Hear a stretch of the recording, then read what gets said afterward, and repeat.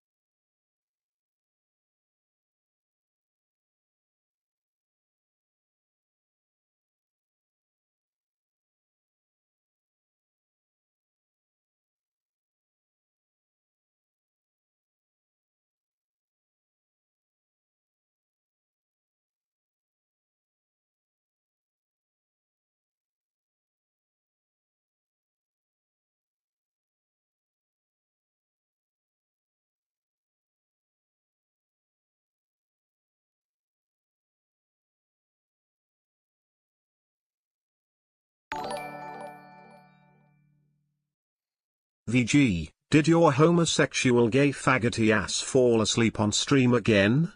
I swear to God, you're like an old homeless guy after he finally got enough pity money to buy himself a bottle of Hennessy. Wake the fuck up, you fucking retard. Love you. Fuck.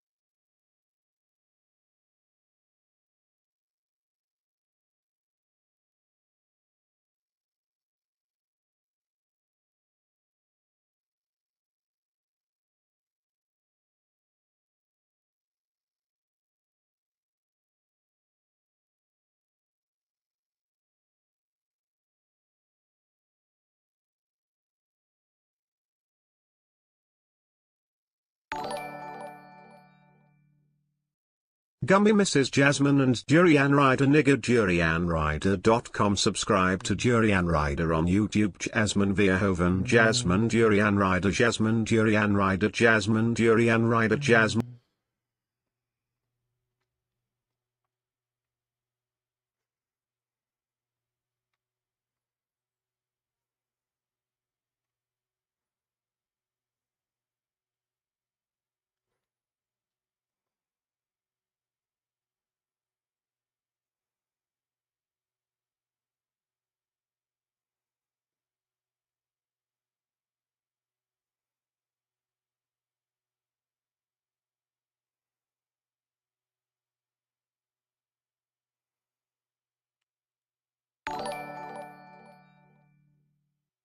VG, did your homosexual gay faggoty ass fall asleep on stream again? I swear to God, you're like an old homeless guy after he finally got enough pity money to buy himself a bottle of Hennessy. Wake the fuck up, you fucking retard. Love you. Fuck. All right, thank you. Thanks for the donation, Tyler.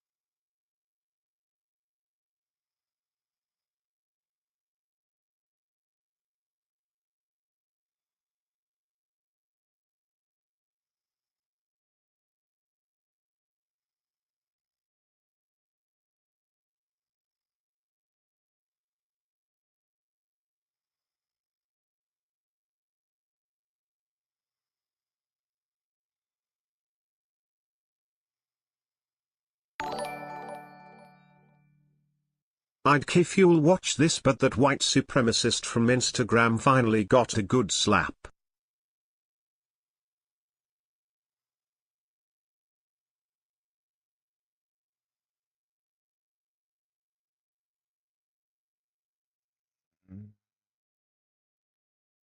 Let's take a look.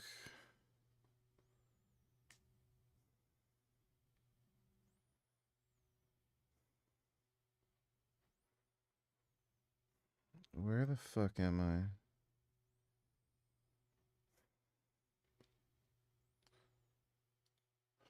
Dude.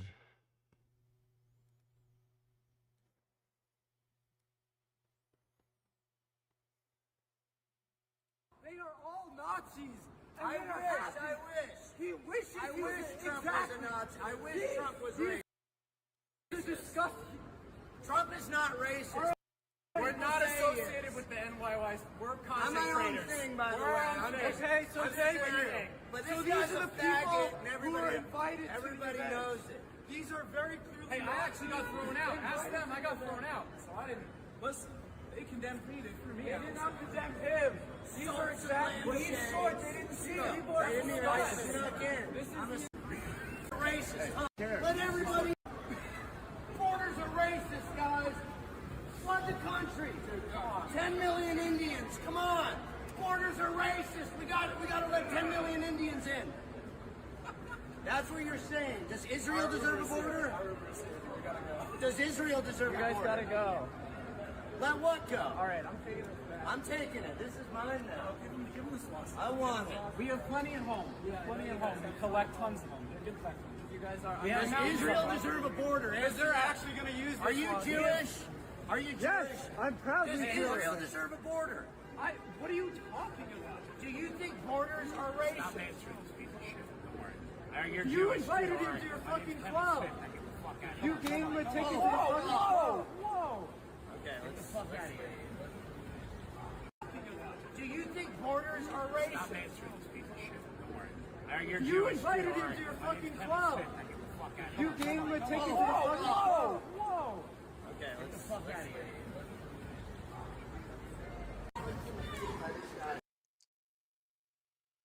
It's a pretty decent slap. Thanks for the donation.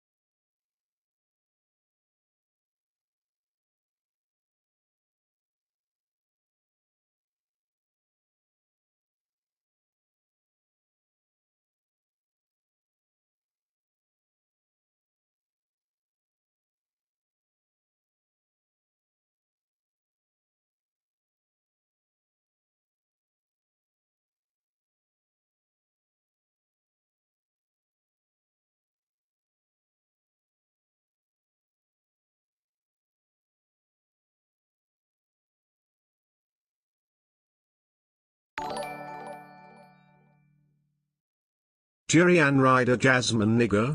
Jirian Rider Jasmine nigger. Jirian Rider Jasmine nigger. Jirian Rider Jasmine nigger. Jiri.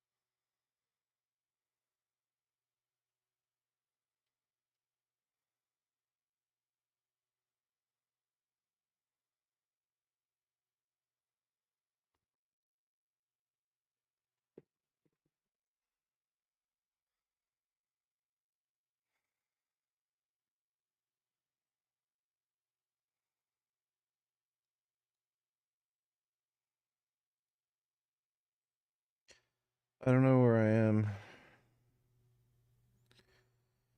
I'm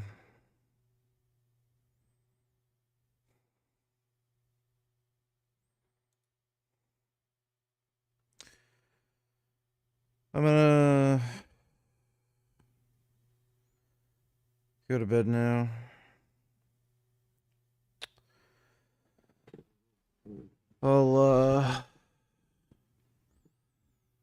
I'll be on tomorrow though. So I'll see you all then, but right now I really gotta sleep. My pepperonis are toasted. But big thanks to everybody who donated on Streamlabs. Really appreciate it. I'll see you all tomorrow, and sweet dreams.